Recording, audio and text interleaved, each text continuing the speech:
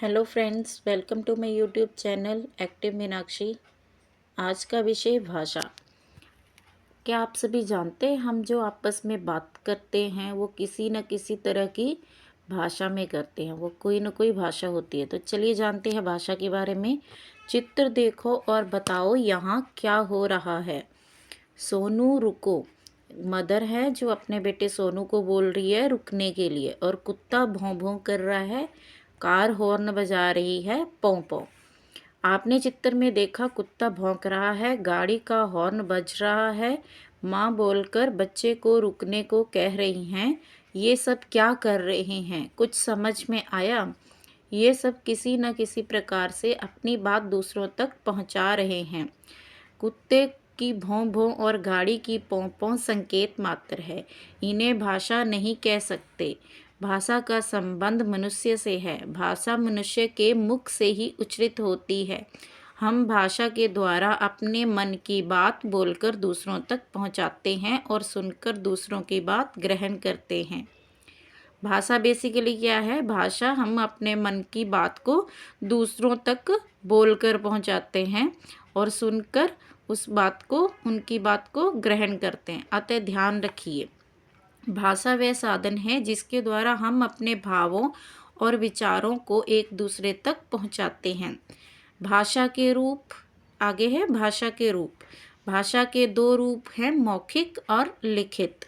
मौखिक रूप, जब कोई व्यक्ति बोलकर अपनी बात को दूसरों तक पहुंचाता है और दूसरा व्यक्ति उसे सुनकर समझ लेता है तो ये भाषा का मौखिक रूप कहलाता है।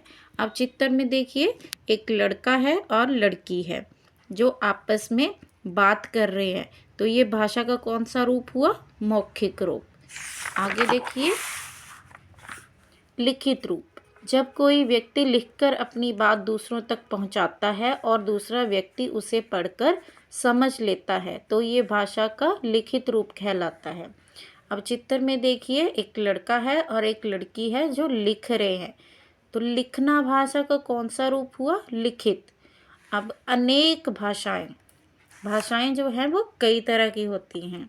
हमारे देश में अनेक भाषाएं बोली जाती हैं, जैसे मनिंदर घर में पंजाबी बोलता है जबकि स्कूल में हिंदी और अंग्रेजी पढ़ता है।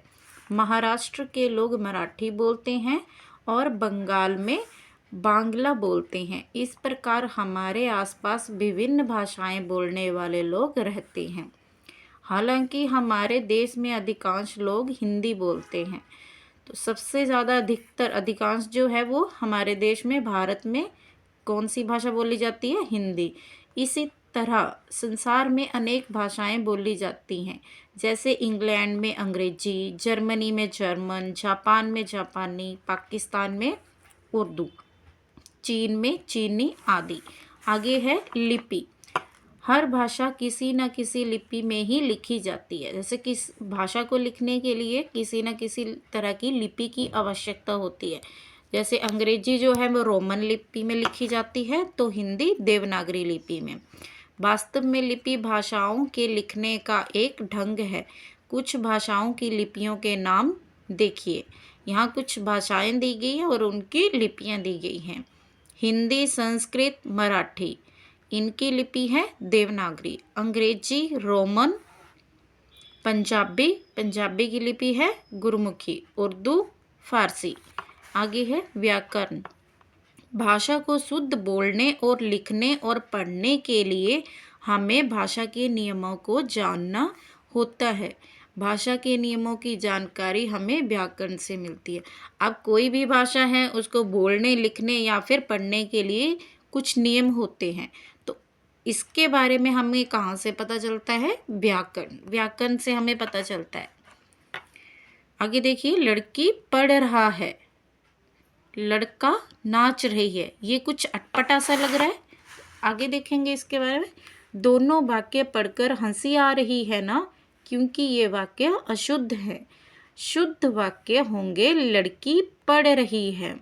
अब लड़की के साथ क्या आएगा? रही है, रहा नहीं आता। लड़का के लिए आएगा रहा। लड़का नाच रहा है।